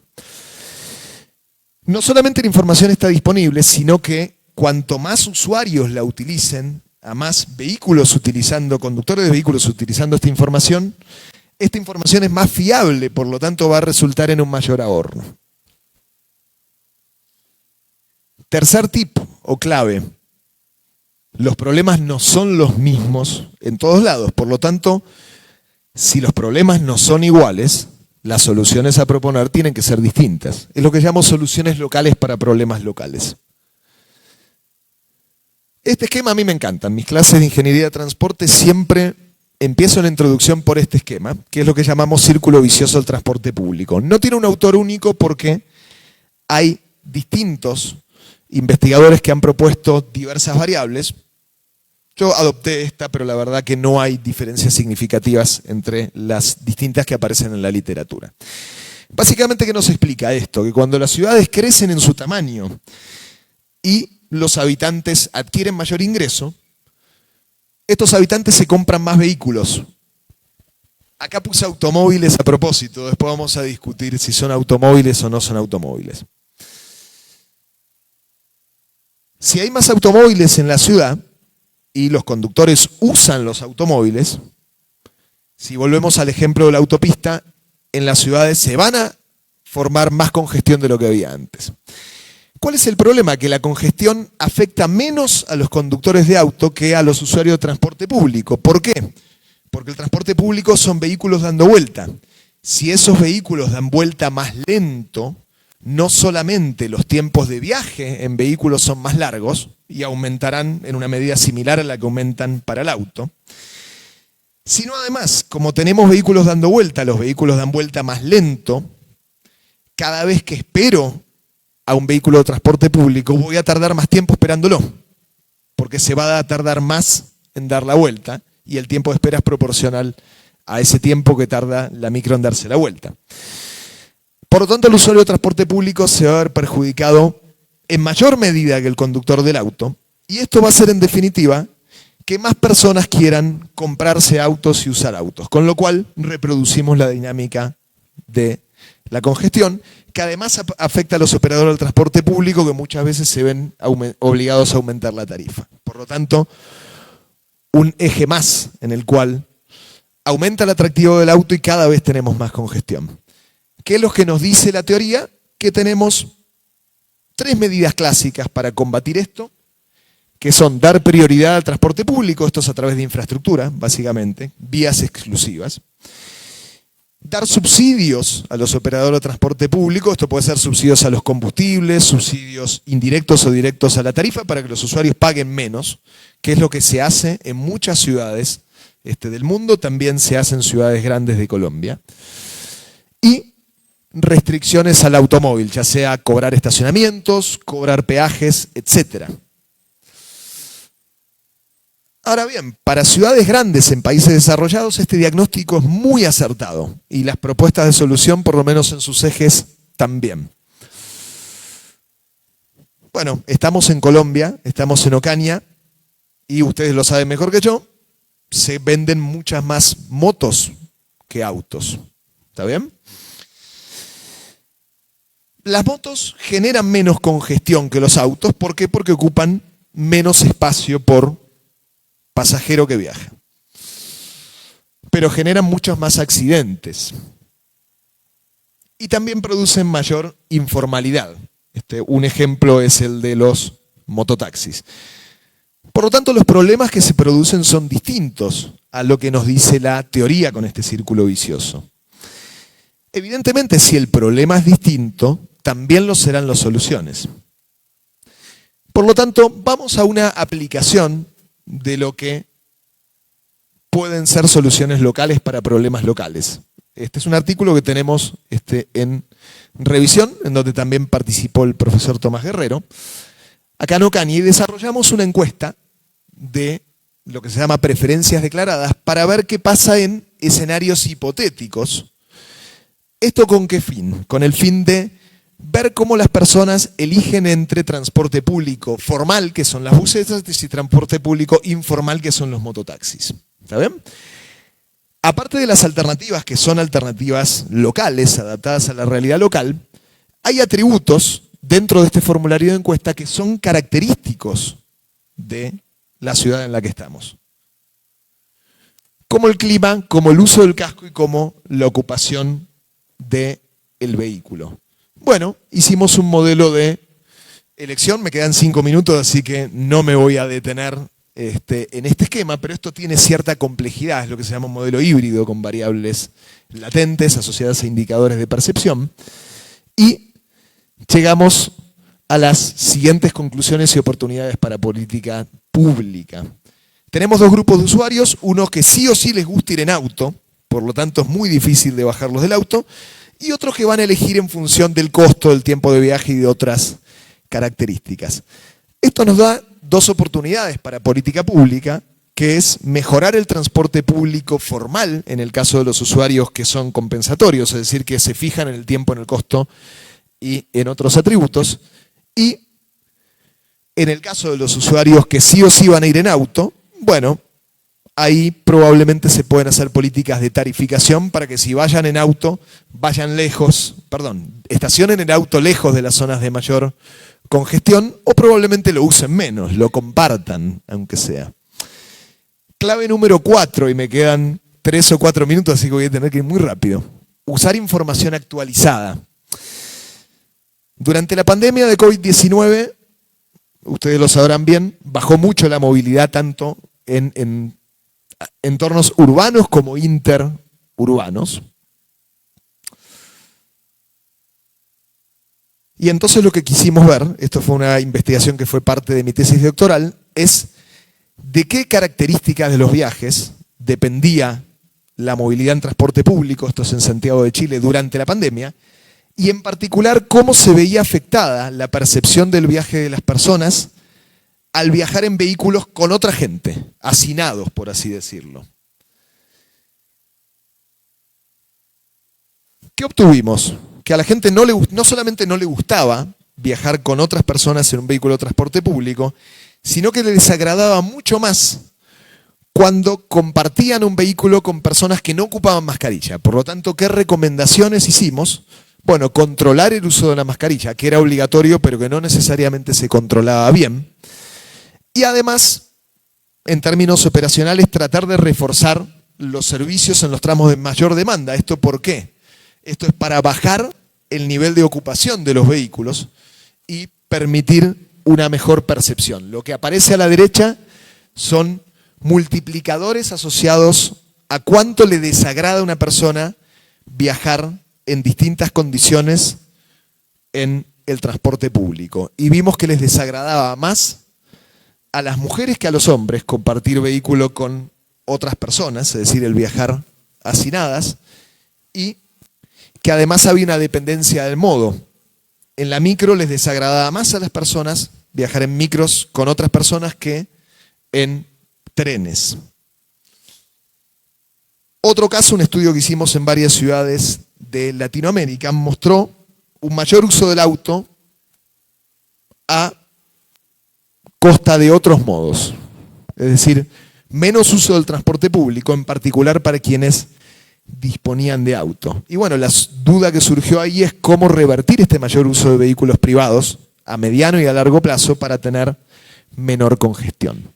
Vamos a pasar rápidamente a la quinta y última clave: escuchar e informarse para pensar fuera de la caja, para proponer soluciones innovadoras, por así decirlo.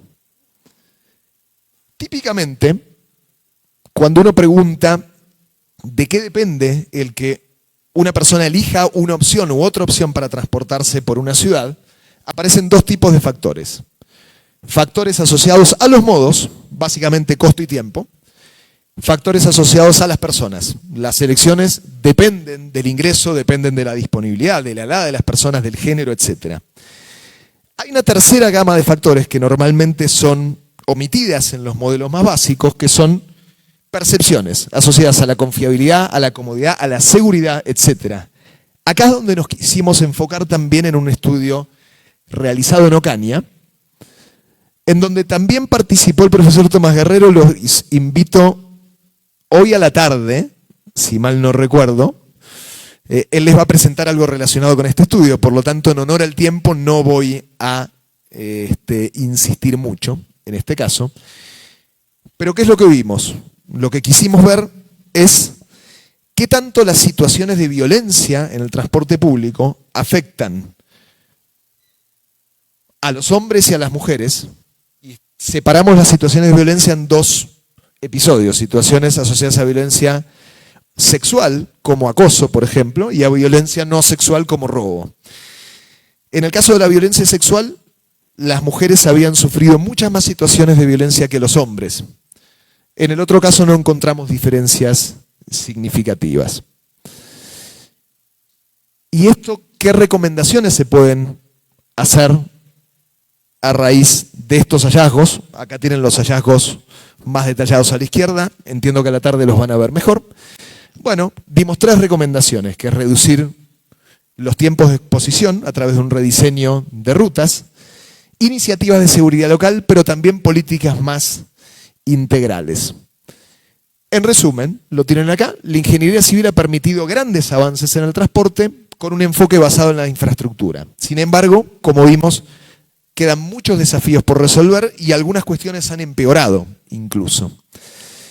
Hay grupos desfavorecidos, en cuanto a su calidad de transporte. Vimos que los problemas afectan en mayor medida a determinados lugares, grupos sociales y horarios de desplazamiento. Basados en eso, podemos tener 5 aspectos en los cuales nos permiten enfocarnos para mejorar la movilidad, particularmente para estos entornos desfavorecidos. Estos aspectos tienen 2 ejes principales: 1, el uso inteligente de la tecnología, y 2, lo que llamamos sensibilidad, que es tomar datos a nivel local, con actualización permanente y con foco en las necesidades de diferentes grupos de personas. Bueno, con esto sí termino mi presentación y dejo espacio a las preguntas que puedan tener. Muchas gracias. Bueno.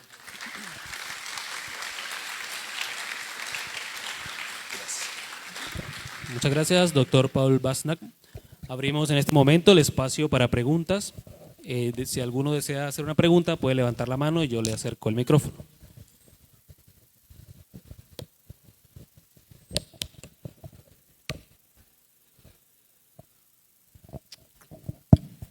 Hola Paul, buenos días. ¿Cómo está? Bueno, Muy primero bien. que todo, le agradezco de una manera personal por haber asistido al evento, por atender la invitación. Muy interesante el tema. Aquí varios alumnos míos de transporte y se dieron cuenta que las mismas diapositivas que yo les paso en el salón de clase, usted le está pasando allá, entonces, para que se den cuenta que no es mentira. Bueno, Paul, me gustaría mucho que nos explicara de una manera muy resumida cuál considera usted que son los principales desafíos de la ingeniería de transporte actual aplicado a nuestras ciudades, obviamente, en el corto, mediano y quizás largo plazo, ¿vale? Muchas gracias.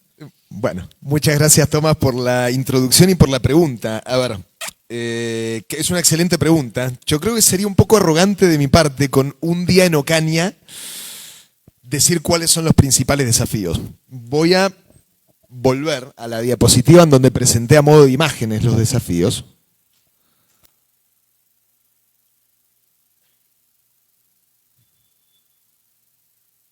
Esto puede tardar un poco, ¿eh?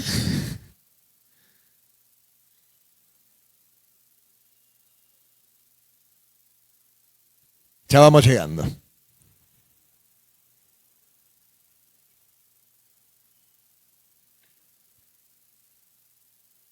Ahí está.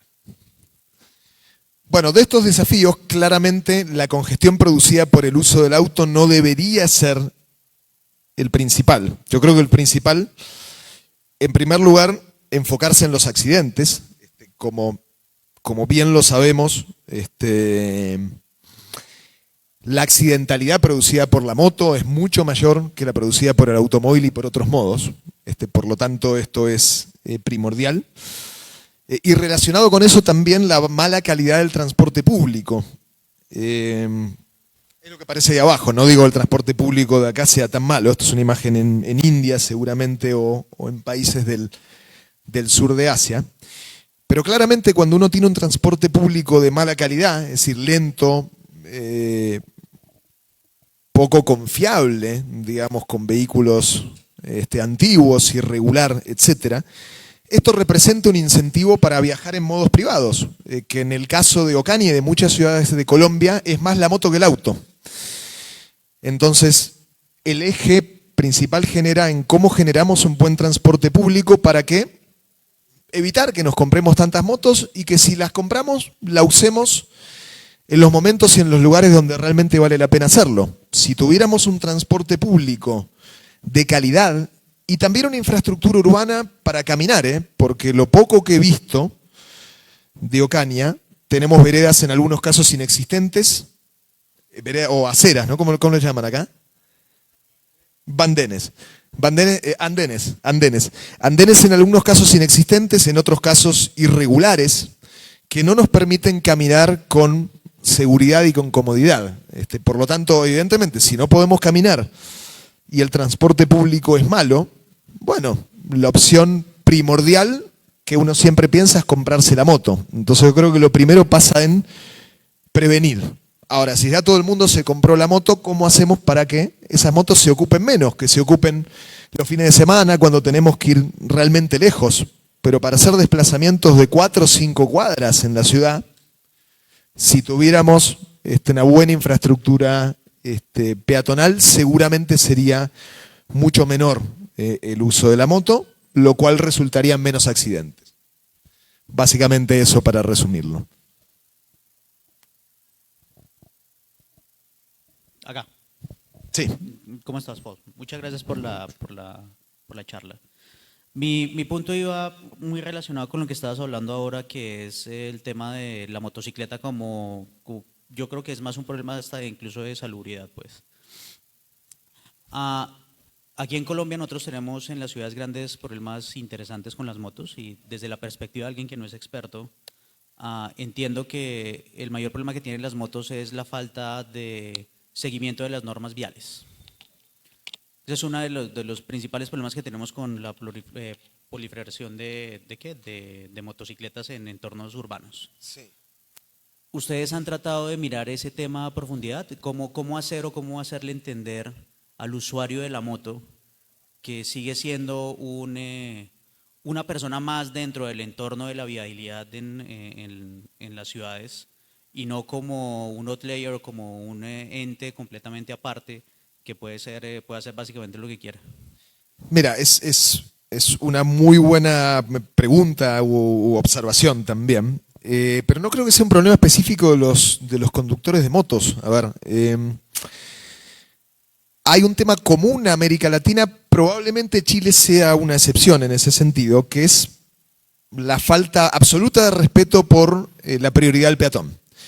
Y esto, por lo poco que he visto de Ocaña y de otras ciudades de Colombia, lo comparten los motociclistas con los automovilistas también. Es decir, esa norma, que debiera ser una norma primordial de respeto y también es relevante estadísticamente para la accidentalidad, no se cumple. Es decir, tenemos una senda peatonal, un peatón que quiere cruzar y el peatón tiene que esperar al paso de los autos o de las motos. En Argentina es lo mismo, de donde vengo en Buenos Aires es igual.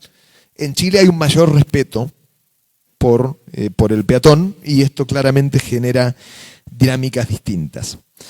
Ahora, claramente sí se puede hacer algo desde los controles viales y en ese sentido, nuevamente, lo poco que he visto, no me quiero meter en cuestiones en donde no soy experto porque hay mucho de observación en esto mismo. Vi patrones muy distintos también en cuanto al respeto de ciertas normas entre las ciudades de Colombia en donde he estado. Nosotros ayer viajamos vía Bucaramanga y lo poco que he visto en Bucaramanga hay un uso casi universal en el casco urbano de casco y los motociclistas respetan los límites de velocidad también. ¿Eso permite bajar los accidentes o la mortalidad producto de los accidentes? Sin duda, pero la moto va a seguir siendo un modo más peligroso por el mismo diseño del vehículo de lo que son los autos. La moto es un modo por diseño del vehículo que es menos estable que el auto. Tenemos 2 ruedas contra 4 y son ruedas finitas cuando las motos son de baja cilindrada. Y esto más con las condiciones de vialidad y de clima que hay en Colombia. Colombia es el país en promedio más lluvioso del mundo. Llueven aproximadamente 3.200 milímetros en promedio en el territorio de Colombia. Con lo cual prácticamente todos los días, en buena parte de la ciudad de Colombia, en algún momento llueve. Bueno, cuando llueve baja la adherencia entre el neumático y el pavimento. Por lo tanto, los tiempos de reacción, y esto es física pura, los tiempos y las distancias de reacción se ven perjudicados. Por lo tanto, hay una inseguridad intrínseca asociada al uso de moto, más allá del respeto de las normas. Las normas evidentemente sí nos pueden mejorar en algunas dimensiones y eso depende esencialmente de la capacidad de control de los organismos locales del Estado. Bien, doctor Paul, para terminar tenemos una pregunta por acá. Dice, ¿cómo influye la percepción de inseguridad y tiempos de espera en la disminución del uso del transporte público y por qué estas variables son más determinantes que el costo del pasaje? Ya, muy buena pregunta. A ver, voy a empezar por la segunda, porque en realidad son dos. No necesariamente la percepción de inseguridad y del tiempo de espera influye más que el costo del pasaje. Lo que sí está estadísticamente demostrado es que la percepción del tiempo de espera influye más que la percepción del tiempo de viaje en vehículo. De hecho, el coeficiente suele ser de 2 a 3 en promedio, es decir, nosotros penalizamos 1 minuto de espera en el paradero como si fueran 2 minutos de viaje en vehículo. ¿Por qué? Es un poco más difícil, eso depende de temas locales y de temas sociodemográficos, pero una razón puede estar asociada a la percepción de inseguridad. De hecho, en el estudio que realizamos en Ocaña, vimos cómo distintos episodios de violencia tienen distinta incidencia asociadas a distintas etapas del viaje. Por ejemplo, es más peligroso para situaciones de acoso, muchas veces, el compartir un espacio con más personas. ¿Por qué? Porque tenemos más exposición, hay más potenciales acosadores, por lo tanto, potencialmente podemos sufrir acoso en mayor medida. Ahora, hay otro tipo de delito, como el robo a mano armada, como la intimidación, que nosotros estamos en peor situación cuando estamos solos, y eso puede ocurrir en los paraderos, en particular en horarios de la noche. Por lo tanto, es bastante complejo y la respuesta depende esencialmente del grupo sociodemográfico y depende de la ciudad. No hay una respuesta única y tenemos que ver el caso a caso. Para ver el caso a caso, hay que hacer encuestas en las ciudades en donde estamos. No hay una respuesta universal a esa pregunta. Muchas gracias, doctor Paul. Un fuerte aplauso, por favor. Muchas gracias.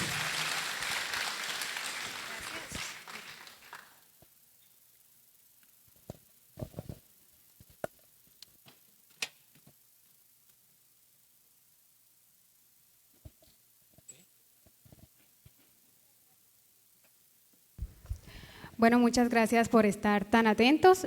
Vamos a tener un receso de 10 minutos.